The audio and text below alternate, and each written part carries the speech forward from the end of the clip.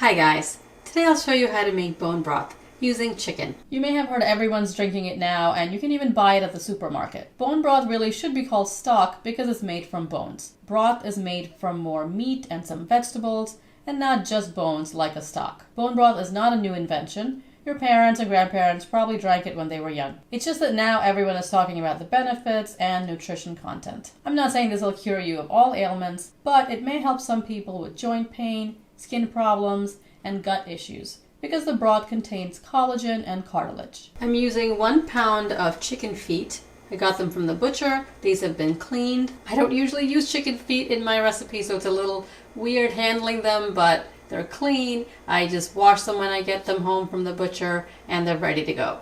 You use chicken feet for the collagen. If your regular grocery store doesn't carry them and you don't have access to a butcher, try an Asian grocery store. If you can't get chicken feet at all, substitute chicken wings. I'm also using 2 whole chickens, just the carcass. These are 2 whole chickens that are about 4 pounds each. Ask your butcher to debone the chicken. So the chicken is whole, just with all the parts cut off, the skin cut off, you're just getting the bones.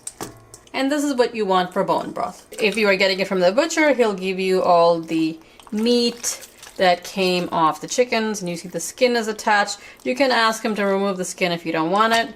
The wings are also attached. You can cut the wings off and use them in the stock as well if you want. If you've never been to a butcher before, he'll also ask you if you want the extras, like the gizzards, the heart, liver. If you don't want them for any other recipe, just tell them no and you'll save a little money. These are the chicken necks. You can definitely use these when you're making regular chicken stock, or you can add them to this bone broth recipe. I'm gonna save these for another use because I have enough bones to make the bone broth. If you have all this chicken without bones, it's great to use your food processor and grind it. Lots of great recipes to use fresh ground chicken. To make bone broth, you need a really big pot. This pot is about 12 quarts. It's enameled cast iron. A stainless steel stock pot is a good option.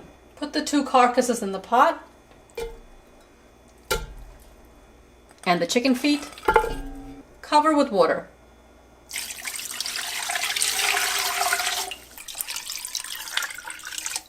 Use cold water. Cover and bring just to a boil. After about half hour, the water's come to a boil. Skim the scum off the top. Some people stir it back in, but I like a clear liquid, so I like to remove the scum. Let's go around the pot.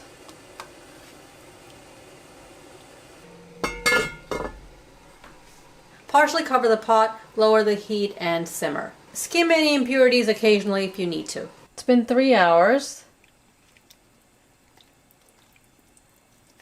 You can see that the bones are coming off. The carcass is breaking apart. The liquid's reduced.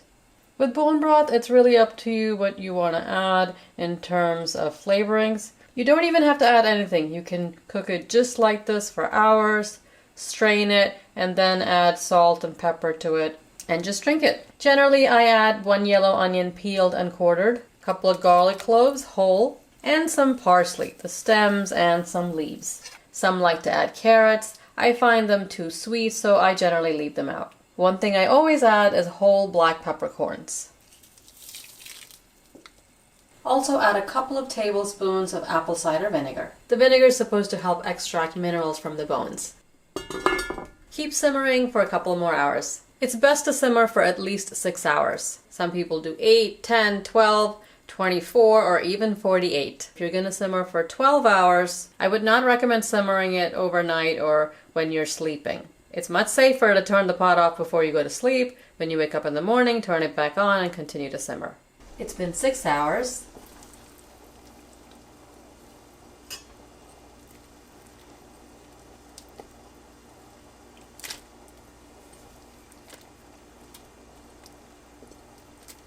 You can see everything's literally falling apart.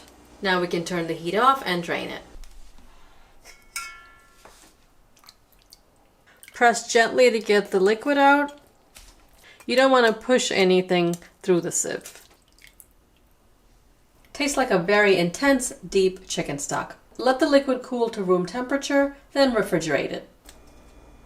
It's only been in the fridge for a couple of hours. You see it's jiggly, you can see all the gelatin. And there's a thin layer of fat on top. You can easily remove that. It's jiggly now, like Jell-O, but once it sets up for a couple of more hours, it'll be more firm. Take all the fat off. If your broth looks like this, you've done a good job. I'm going to give most of this away to friends who need a little help staying healthy. Give this bone broth a try and let me know how you like it. Click on the bell icon and select all if you want to get a notification when I upload a new video. I'll see you next time. Thanks for watching.